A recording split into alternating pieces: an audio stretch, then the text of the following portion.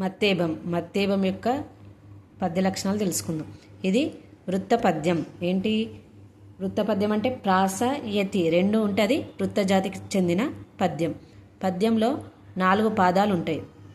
పద్యంలో 4 వరుసలు అనేటివి ఉంటాయి. ప్రతి పాదంలోనూ 20 అక్షరాలు ఉంటాయి. ప్రతి లైన్లో కూడా 20 అక్షరాలు అనేటివి ఉంటాయి. ఒకసారి మనం చూద్దాం 20 ఉన్నాయో లేవు. 1 2 3 4 5 6 7 8 9 10 11 12 13 14 15 16 17 18 19 20 సున్నా కానీ అరసున్నా కానీ పొల్లు అక్షరాలను కౌంట్లోకి తీసుకోరు.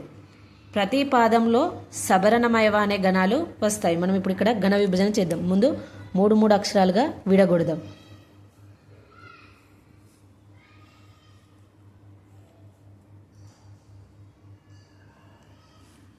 ఇక్కడ తా అనేది అశ్వక్షరం కాబట్టి లఘు వస్తుంది. రా అనేది అశ్వక్షరం కాబట్టి లఘు అనేది వస్తుంది. ఇక్కడ నకర్పులతో కూడిన అక్షరానికి గురువు అనేది వస్తుంది. ఇక్కడ లఘువు. పి అనేది అశ్వక్షరం కాబట్టి లఘువు. ద్విత్వక్షరానికి ముందున్న అక్షరము గురువు అవుతుంది. ఇక్కడ లఘువు. ఇక్కడ లఘువు. ఇక్కడ లఘువు. పా అనేది అశ్వక్షరం కాబట్టి లఘువు.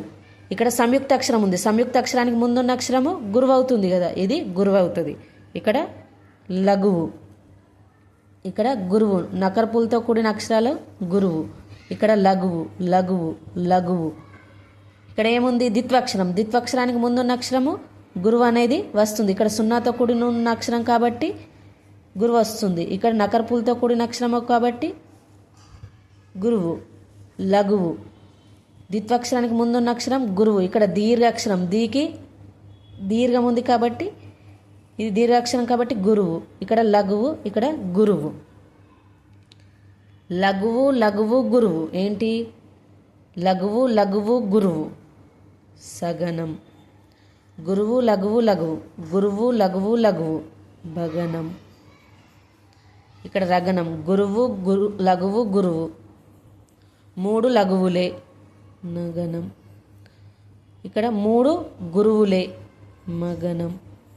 గురువు లఘువు గురువు గురువు. లఘువు గురువు గురువు. యగనం. వగనం. ఇగో సబరణమయవ అనే గణాలు వచ్చాయి. యతిస్థానం 14వ అక్షరం. ఇక్కడ ఫస్ట్ అక్షరం ఏముంది? త. యతిస్థానం అంటే విరామం, విశ్రాంతి. అంటే అదే అక్షరం అనేది ఉంటుంది, లేకపోతే దానికి సంబంధించిన అక్షరం అనేది ఉంటుంది. 1 2 3 4 5 6 7 8 9 10 11 12 13 14. దమ్. తా అంటే ఇందులో ఆ అని వచ్చింది కదా. దమ్ అంటే ఇందులో కూడా ఆ అనేది ఉంది కదా. ఇగో ఆ. నెక్స్ట్ ప్రాస నియమం అనేది ఉంటుంది. ఇక్కడ 2వ అక్షరం ఏముంది? రా ఉంది. ప్రతి పాదంలో కూడా 2వ అక్షరము రా అనేదే ఉంటుంది. నేను ఒకసారి ఒక పద్యాన్ని చూపిస్తాను ఉదాహరణకు. ఇక్కడ మత్తేబ పద్యం. ఇగో 2వ అక్షరం ఏముంది? ఇక్కడ ను. ఇక్కడ కూడా నూనె ఉంది. ఇక్కడ కూడా నూనె ఉంది. ఇక్కడ కూడా నా అనేది ఉంది. ఇక్కడ చూద్దాం. ఇది కూడా మత్తేబకి సంబంధించిన పద్యమే. ఇగో 2వ అక్షరం వి ఉంది. ఇక్కడ కూడా 2వ అక్షరం వీనే ఉంది. ఇక్కడ 2వ అక్షరం వా ఉంది. ఇక్కడ 2వ అక్షరం వి అనేది ఉంది.